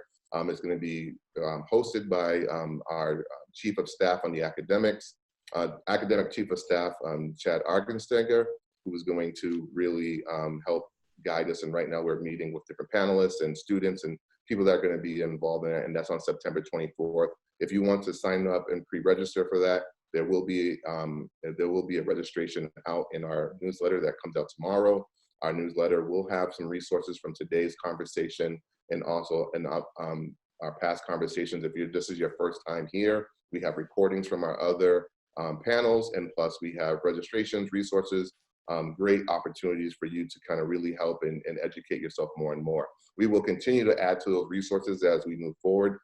We don't want to just bombard everyone with a ton of information, but we give you kind of bits and pieces in order for you to really move along your journey as an educator, as a community member, just really learning about all of these. Like I said, I do this for a living, and I don't know all the ins and outs. No one really does. Things change daily. We got to continue educating ourselves and being part of these conversations because they're really, really important.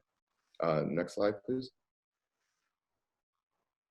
And as always, myself and Melissa is here to serve you in any which way. Here is our contact information if you do need us, in our website and also our social media. We really want to continue building these conversations and continue these conversations and continue to get this great information out to the general public. It's not just of Bristol, we are a community college. So it's not just Bristol, it's also our local community and beyond. And again, I want to thank everybody for being here today. A special thanks again for Eva doing moderating. It's not easy to do. And the panelists, thank you so much for being here. And we will see you on September 24th. And I appreciate every single last one of you. Thank you. And Robert and Eva, if I can just say really quickly, thank you so much for having these conversations. These conversations are needed today more than ever. And so I applaud you for consistently staying on top of this, because this cannot be a thing, it can't be seen as the flavor of the month. Yeah. There has to be a commitment and a dedication to it, and I applaud you. Thank you, thank you, thank you. Thank you, Maria. And I just want to echo Maria and to say on behalf of Massasoit Community College, I'm thankful for inviting me to this forum as a panelist, and let's keep up the collaboration, and we'll just keep moving forward to share resources and how we could be a better community college in all of our communities. So thank you. Absolutely, and I love hearing that, because that's what it's about, right? Granted, we're not, it's all of our students. This is our world that we're talking about. Amen. We're all part of one commonwealth, and it shouldn't be about what school is better. This is why I called you, because I respect you as a colleague, and I want to make sure we get the proper people on these panels and get this conversation moving. And thank you so much for dedicating your time, and the rest of the panels as well. Eva, I think you wanted to leave something. You wanted to say something? No, I want to say thank you, and I want to echo what Maria said, that this work is not the flavor of the month, not for any of us here, and we're going to continue to have these conversations, because history replays itself unless we create change. Absolutely. We create action and we'll get things solved. So thank you guys. Enjoy yourselves. Have a great night, and we'll see you again in about a month. You too. Ciao. Bye-bye, everyone. Bye. Thank you. This is awesome.